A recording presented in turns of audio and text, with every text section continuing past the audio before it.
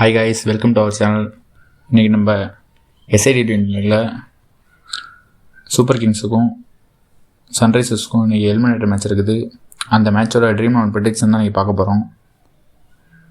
எந்தெந்த பிளேயர் நல்லா பண்ணுவாங்க என்னன்னு சொல்லிட்டு பார்ப்போம். பிச் ரிப்போர்ட் எல்லாமே நான் பின்னாடி எடுத்து வச்சுருக்கிறேன். அதுக்கு முன்னாடி என்னோடய வின்னிங் ப்ரூஃபு எல்லாமே நான் வந்து இதில் அட்டாச் பண்ணி வச்சுருக்கிறேன். இது எல்லாமே என்னோடய டீம்ஸ் தான். நான் தான் எல்லாமே எடிட் பண்ணேன். 2019 இது நான் விளையாண்டுக்கிட்டு இருக்கிறேன். இந்த ட்ரீம் நான் 2 GL லீக் வின் பண்ணியிருக்கிறேன். நிறைய ஸ்மால் லீக்கு, நிறைய கான்டெஸ்ட்டு க்ளோஸாக வந்து போயிருக்குது வின் பண்ணுறதுக்கு. நான் கண்டினியூஸாக கட்டிக்கிட்டு தான் இருக்கேன். டெலிகிராம் சேனல்லாம் வச்சுருந்தேன், ஆனால் கரெக்டாக என்னால் மெயின்டைன் பண்ண முடியல. அதனால தான் கைஸ் ஒரு ஐடியா வந்து திடீர்னு யூடியூப் சேனல் ஓப்பன் பண்ணலான்னு சொல்லிட்டு பாருங்கள். எல்லா ப்ரூஃபையும் பார்த்துட்டு நான் சொல்கிற ப்ரொடெக்ஷன்லாம் கரெக்டாக இருந்ததுன்னா, உங்களுக்கு யூஸ்ஃபுல்லாக இருந்ததுன்னா இதை யூஸ் பண்ணி உங்களோட ஓன் டீமை நீங்கள் க்ரியேட் பண்ணிக்கோங்க. நான் என்னோடய பாயிண்ட் ஆஃப் வியூலேருந்து நானும் ஒரு டீம் தரேன் உங்களுக்கு. என்னால் முடிஞ்ச வரைக்கும் சின்ன சின்ன டிப்ஸு அதை நான் கொடுக்குறேன். என்ன பண்ணலாம், என்ன மாதிரி கட்டலாம், எப்படி பண்ணால் GL வின் பண்ணலாம், அதெல்லாம் நான் சொல்லித்தரேன். இந்த மேட்ச்லேயும் GLக்கான ஒரு டீமை எடிட் பண்ணி நான் கொடுத்துருக்குறேன். ஒரு பேஸ் டீம் ஒன்று எடிட் பண்ணி கடைசியாக ஒன்று வச்சுருக்கிறேன். அதில் ஒரு 8 பிளேயர் இருப்பாங்க. அந்த 8 பிளேயர் வச்சுக்கிட்டு பேலன்ஸ் உள்ள 3 பிளேயரை நீங்கள் மாற்றி மாற்றி போட்டுட்டு, நான் ஒரு 4 கேப்டன் சொல்லியிருப்பேன். அந்த கேப்டனை ஒரு ஆள் போட்டுட்டு மீதி 3 பேர் வைஸ் கேப்டன் அப்படியே ரொட்டேஷன் பண்ணி நீங்கள் போட்டிங்கன்னா வின் பண்ணுறதுக்கான பாசிபிலிட்டிஸ் கொஞ்சம் அதிகமாக இருக்கும். ஒரு 7 பேர் 8 பேர் ஈஸியாக கெஸ் பண்ணிடலாம். இவங்கெல்லாம் கண்டிப்பாக ட்ரீம் டீமில் வந்துடுவாங்க அப்படின்ற மாதிரி. பேலன்ஸ் உள்ள ஒரு 3 இல்லைனா 4 பேர் எடுக்கிறது தான் கொஞ்சம் கஷ்டம். அதனால தான் நான் இந்த மெத்தடை ஃபாலோ பண்ணுவேன். கேப்டன் வந்து மேக்ஸிமம் மேட்ச்சில் வந்து ஒரே மாதிரி கேப்டன் வர மாதிரி இருந்ததுன்னா அந்த கேப்டனை எடுத்து நான் எத்தனை டீம் கிரியேட் பண்ணலாம் அத்தனை டீமுக்கும் ஒரே கேப்டனாக போட்டுருவேன். அதுபோல் தான் நான் நிறைய மேட்ச்சு கட்டி ரொம்ப க்ளோஸாக வந்துட்டு பெரிய அமௌண்ட் வராது. இப்போது லேக்ஸ் கணக்கில் வராது. 10,000 7,000 8,000 அது போல் வரும். அந்த மாதிரிலாம் நிறைய வின் பண்ணியிருக்கிறேன். அதெல்லாம் நான் உங்களுக்கு அடுத்தடுத்த வீடியோவில் எல்லாத்தையுமே கொடுக்குறேன், எப்படி கட்டினேன் எல்லான்னு சொல்லிட்டு. இன்றைக்கி உள்ள சவுத் ஆஃப்ரிக்கா T20 லீக் மேட்ச்சில் பார்த்தீங்கன்னா மார்க்கோ யான்சன் இருப்பார். அவர் வந்து பவுலிங்கையும் 4 ஓவர் போட்டுட்டு நல்லா ஒரு 2 விக்கெட் இல்லைனா 3 விக்கெட் எடுத்துகிட்டு போயிடுவார். பேட்டிங்லேயும் ஒரு சின்ன கேமியம் ஒரு 30 40 இல்லைனா ஒரு 25 அது போல் அடிச்சுட்டு எதனா ஒரு ரன் அடிச்சுட்டு போயிடுறாரு. ஃபீல்டிங்கும் நல்லா பண்ணுறாரு. எல்லாத்துலேயுமே அவர் நல்லா இருக்கார். எக்கானமியாகவும் போகிறாரு. அப்படி பார்த்தீங்கன்னா எப்படி பார்த்தாலும் அவர் ஒரு 120+ பாயிண்ட் எடுக்கிறதுக்கு சான்ஸ் இருக்குது. இன்றைக்கி மேக்ஸிமம் அவர் தான் இன்றைக்கி கேப்டனாக வரதுக்கு சான்ஸ் இருக்குது. அதுவும் சன்ரைசர்ஸை வந்து ஃபீல்டிங் எடுத்துட்டாங்கன்னா சந்தேகமும் பட வேணாம், அவர் தான் கேப்டனாக வருவார். இப்போ வாங்க வயசு நம்ம வந்து பிக்சர் போட்டு பார்க்கலாம். லாஸ்ட்டு ஒரு 3 மேட்ச் அங்கே நடந்த ஸ்கோர் கார்டெலாம் எடுத்து வச்சுருக்கிறேன். அந்த ஸ்கோர் கார்டெலாம் எப்படி இருக்குது என்னென்னு பார்ப்போம். பேட்டிங்க்கு சப்போர்ட்டாக இருக்குதா இல்லை பவுலிங்க்கு சப்போர்ட்டாக இருக்குதான்னு பார்ப்போம். பிரிட்டோரியா கேபிட்டல்ஸ்க்கும் பேர்ல் ராயல்ஸ்க்கும் உள்ள ஸ்கோர் கார்டு வந்து எடுத்துருக்கிறேன். இதில் வந்து பார்த்திங்கன்னா எல்லா பேட்ஸ்மேனுமே நல்லா ஸ்கோர் பண்ணியிருக்காங்க. அது மட்டும் இல்லாமல் பவுலர்ஸை பொறுத்த வரைக்கும் எல்லா ஃபாஸ்ட் பவுலருமே நல்லா அடி வாங்கியிருக்கிறாங்க.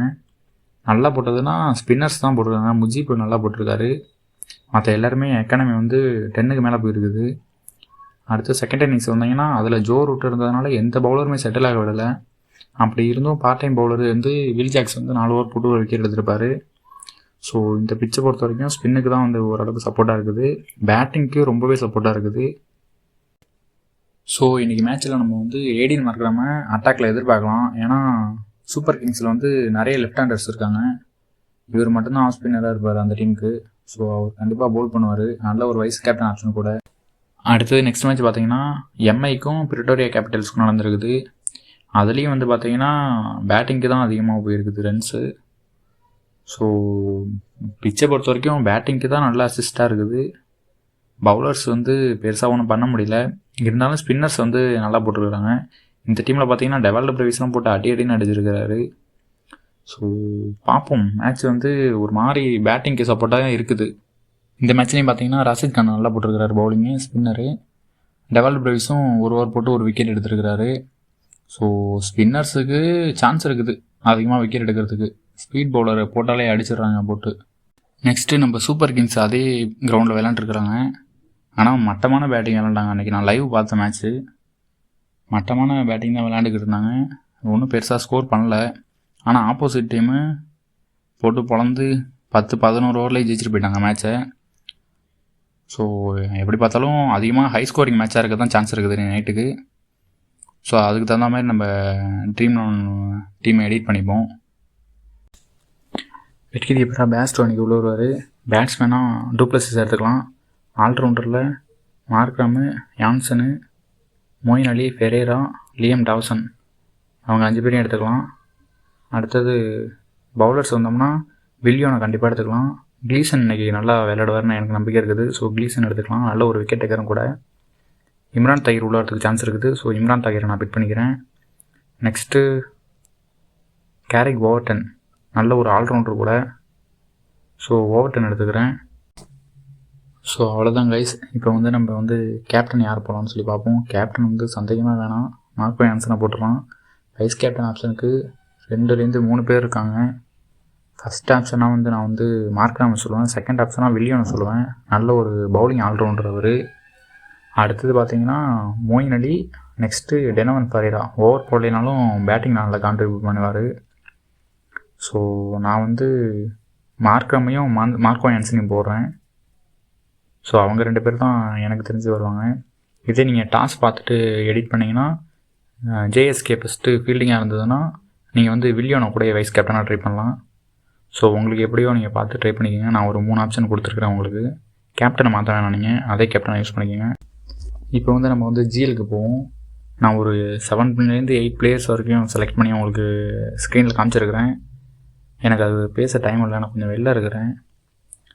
ஸோ எனக்கு எடிட்டிங் எதுவுமே அவ்வளோவா தெரியாது.